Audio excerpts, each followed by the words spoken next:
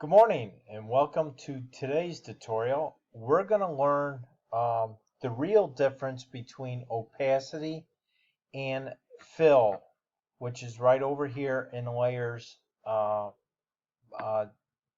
panel over here. So we're going to play around with this and you'll be able to begin to understand what the difference is between the two. So let's say I want to change the opacity to 60%. So there you have it. I applied opacity. I turned down the opacity of the text layer.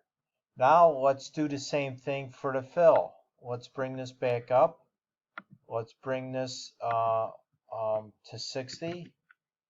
And you're probably saying right now, well, it has the same effect, which is true. The difference is between layer styles. So let's bring this back up to 100%. Okay. And first of all, if we're working with opacity, it when we adjust it, it adjusts not only the entire layer, but it includes the layer styles with it. The fill, however, will only affect the layer itself, not any of the layer styles that we have applied to it. So let's do this. Let's add a drop shadow. Let's do that. And now let's play around with the opacity and fill, and then you begin to understand what it is. Remember, the opacity, if we adjust this, it's going to affect not only the layer, which is the text, but it will also affect the layer style. So let's bring this down to 60%.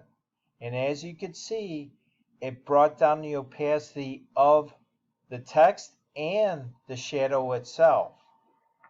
So let's bring this back up to 100%. And now let's play around with the fill. Let's bring this down to 60%. As you can see, the fill only affected the layer itself, which is the text layer. It did not touch the layer style. So hopefully this gave you an idea between the opacity and fill, and you could create awesome effects with it if you just understand the difference between the two.